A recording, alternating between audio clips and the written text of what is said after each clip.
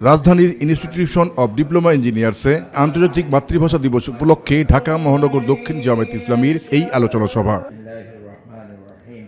সভায় বাংলাদেশ জামায়াত ইসলামীর সহকারী সেক্রেটারি জেনারেল হামিদুর রহমান আজাদ বলেন, জুলাই চেতনা বাদ দিয়ে গণতন্ত্র সুসংগত হবে না, বরং ফ্যাসিবাদ ফিরে আসবে আবারও।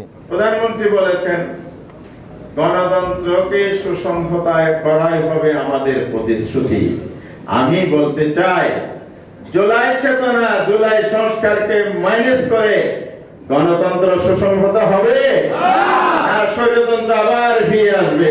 অনুষ্ঠানে প্রধান অতিথি জামায়াতে ইসলামীর নায়েবে আমির কথা বলেন 21শে চেতনা সর্বস্তরে ছড়িয়ে দেওয়ার প্রসঙ্গে। সরকার সহ সকল সংস্থা যারা ভাষা নিয়ে চর্চা করে তাদের ব্যাপারে আমি এই কথাটি রাখলাম যে আমাদের কথা এবং কাজকে এক করতে হবে।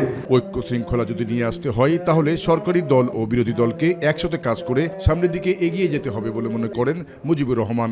আর মানুষের অধিকার যদি প্রতিষ্ঠিত করতে হয়, ইনসাফ যেটা আমাদের দাবি ছিল, উই ওয়ান্ট জাস্টিস, এটা যদি ফিরিয়ে আনতে হয়, অবশ্যই সরকারি দল এবং বিরোধী দলকে একসাথে মিলেমিশে কাজ করতে হবে। জনগণের রায় মেনে নিয়ে একে অপরের সাথে আলোচনা সাপেক্ষে দেশটাকে শান্তির একটা দেশে পরিণত করার জন্য এগিয়ে যায়। আজকে যে সময়ের দাবি, আমি সকল পক্ষ যারা আছেন, যেখানেই আছেন, সকলকে অনুরোধ করবো, আসুন দেশটাকে ঐক্যবদ্ধ করি, জাতিকে ঐক্যবদ্ধ রাখি। জাহিদ আহমেদ বাবু, মাই টিভি, ঢাকা।